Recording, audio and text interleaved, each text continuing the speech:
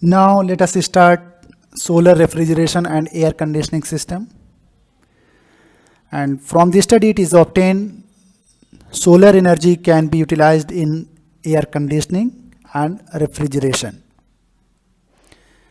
And there are several ways of utilizing solar energy for cooling purpose. However, among these ways, solar vapor absorption refrigeration system is common, and due to that we will start our discussion from solar vapor absorption refrigeration system. In absorption refrigeration system, two working fluids are being used. The first one is a refrigerant and the next one is absorbent refrigerant solution. So based on these fluids, large number of possibilities are there, and among them the two most common are that are available commercially: lithium bromide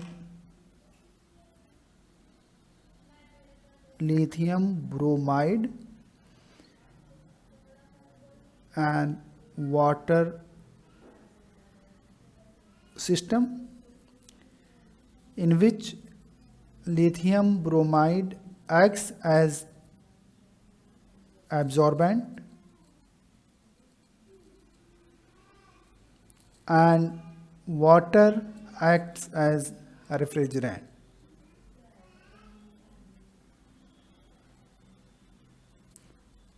Acts as refrigerant.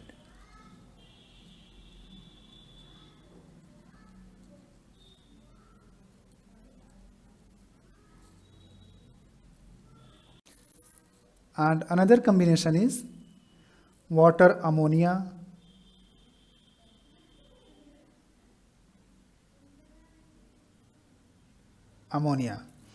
in which water acts as absorbent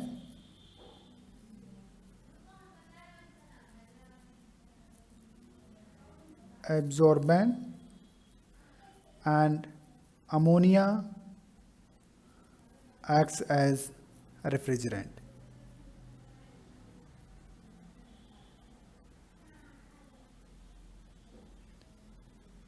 So we will discuss any one from these two. In the first one, the absorbent is solid, that is a salt, and the second one, it is a liquid. And the performance of this cooling system is explained from its coefficient of performance, that is defined as the ratio of the amount of cooling produced to the energy input. So on the basis of that, the performance of these two is defined. So between these two, we will discuss about water ammonia refrigeration system. So let us discuss what is refrigeration so that we can have a clear image of this. If we talk about the refrigeration,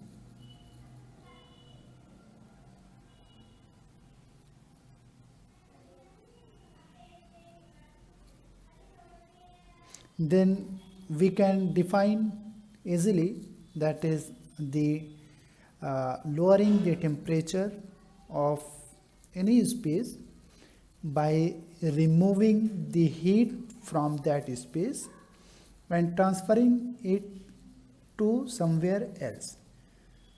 So we can define it easily. So keep this thing in our mind, means we have to remove the heat from any space to somewhere.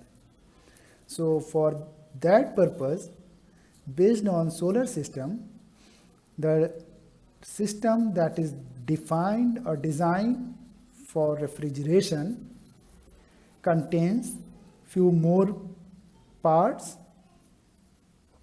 The first one is you can say evaporator,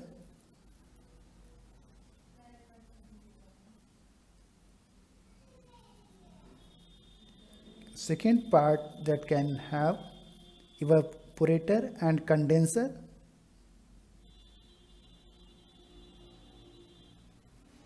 and the third can be the generator and absorber.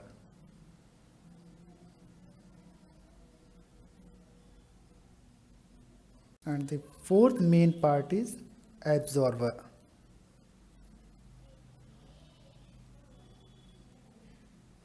In this way, evaporator, condenser, generator and absorber, they are main part of the cooling system. However, there are different additional part as well. Now let us draw them. The main components of refrigeration system is shown here. This is evaporator,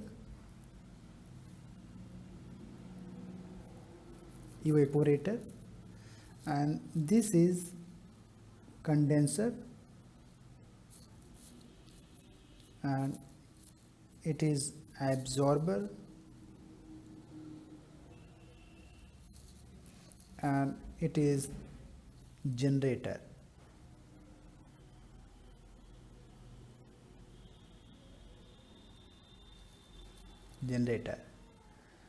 The evaporator is connected through condenser through a expansion valve. You can see it is connected to this through an expansion valve like this. So this is expansion valve, and the generator is connected to the condenser, and in the water ammonia system, a rectifier is placed here. Rectifier, I will explain the functioning of all of them and full functioning of the system. A rectifier is placed, and the condensed water, it is attached here like that.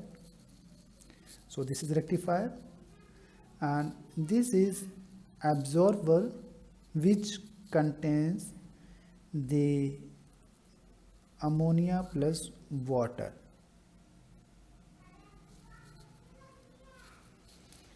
And the evaporator is connected through the absorber,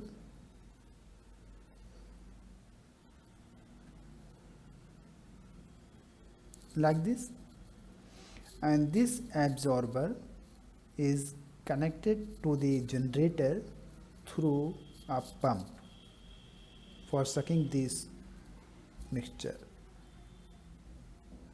So it is connected to the absorber through a pump. So this is pump. Okay. These are the main parts. In this system, solar energy is used to generate the water vapor,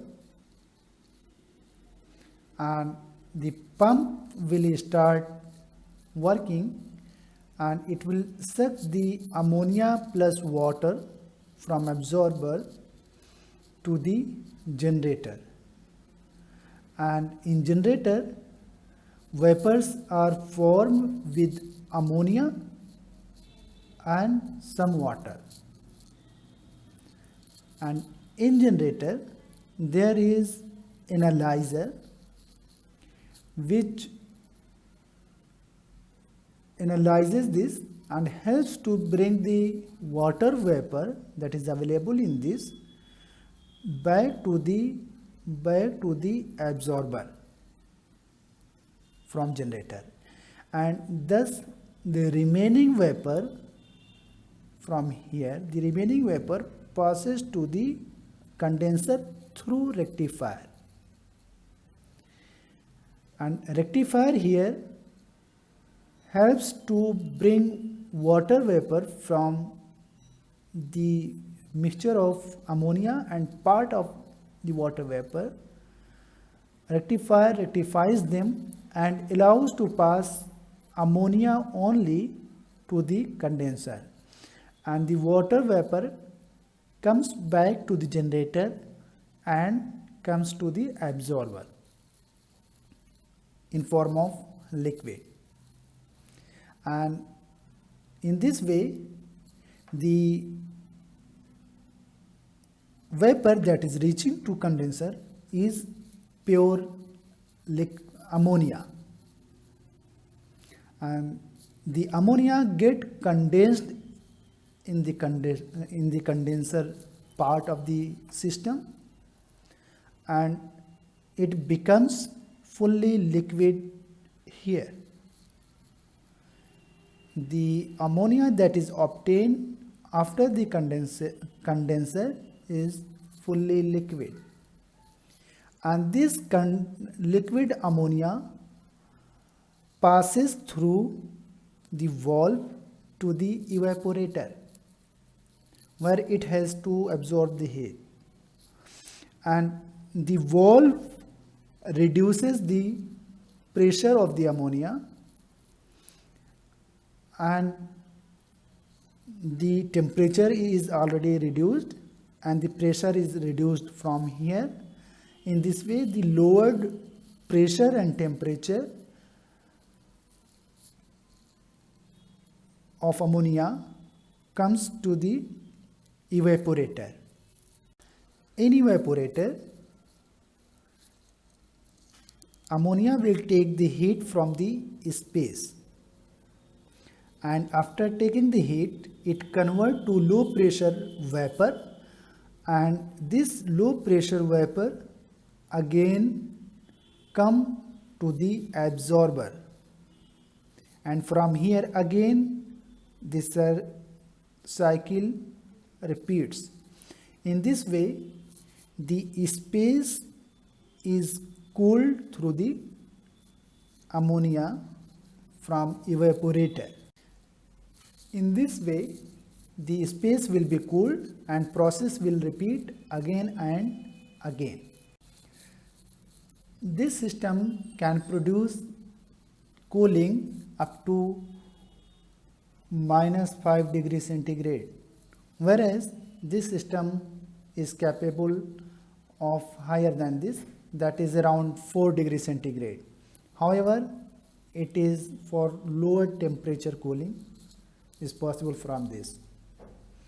So first thing, another thing, the temperature that is required to make the vapor form is around 120 degree, and this 120 degree is possible not from flat plate collector, because in flat plate collectors, if we recall, then we obtain that is probably suitable for the temperature less than 100 degree.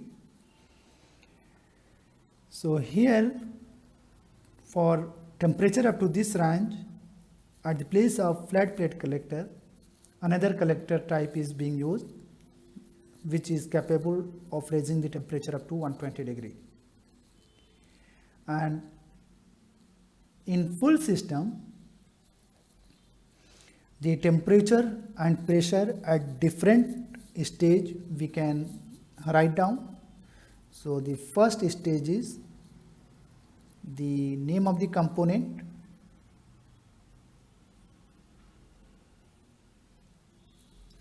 the pressure in that, and the temperature in that in centigrade, pressure in with respect to atmospheric pressure. So the first part, that is generator. In generator, the pressure is high, that is around 10 atmospheric pressure, and the temperature is required 120 degrees centigrade. So it is quite high temperature, that is not possible from flat plate collector. And after generator, the condenser is there. So in condenser, the pressure is again remains same, that is available. This pressure remains same in this as well, that is 10 atmospheric pressure. And the temperature reduces after condensation, that is around 40 degrees centigrade. And after that, there is evaporator. Then we will come to absorber. So after condensation, there is evaporator. So in evaporator, the pressure is normal, that is atmospheric pressure. However, temperature reduces in this section, that becomes in this case -5 degrees centigrade. And after that, the next part is absorber. And in absorber, I think it is not visible clearly. Okay. In absorber, the pressure is again remains same because there is no device to reduce or increase the pressure. However, the temperature becomes normal, that is 40 degrees centigrade. In this way, the temperature and pressure in different parts of the cooling system is defined here. The advantage of this type of cooling system is the first that can be obtained from here, the temperature can go below 0 degree centigrade. So it can be used for both for air conditioning and as well as for refrigeration purpose as well. So we can say in advantages,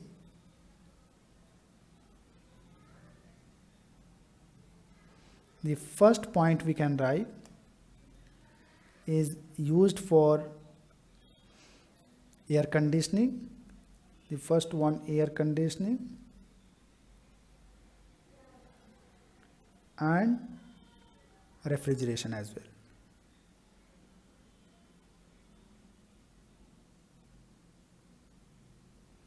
So this is the first advantage that we can get from this type of system. The second advantage can be the refrigerant in this system is ammonia, and ammonia has low molecular weight, and due to that high heat of vaporization is there in case of ammonia. So you can say ammonia has high heat of vaporization.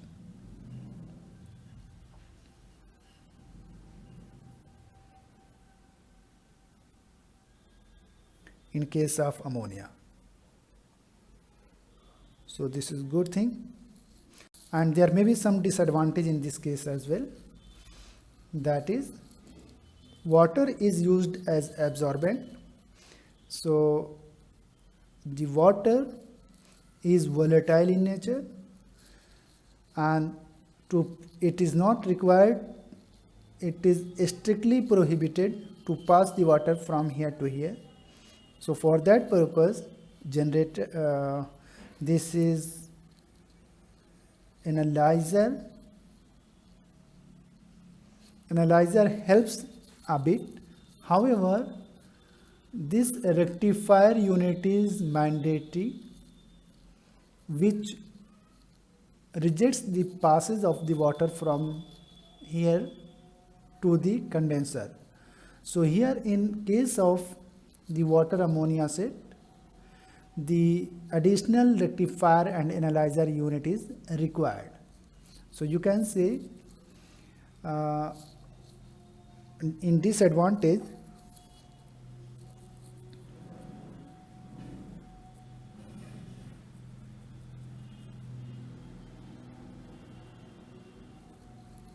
in disadvantages you can say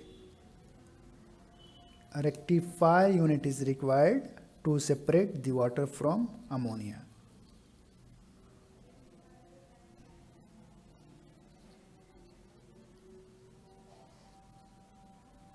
This is extra part that is not required in lithium bromide water system.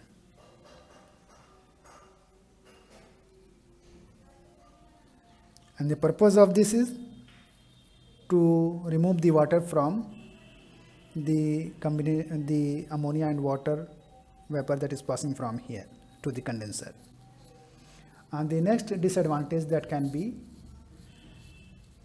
pumping power is required. So if pumping power is required, then you have to apply the power from external source. So you can say the pumping power is required.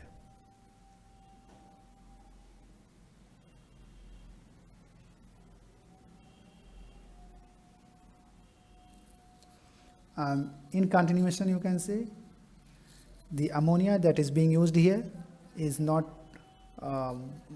friendly, it is inflammable. So the last point, you can say the ammonia that is being used here is toxic as well as inflammable.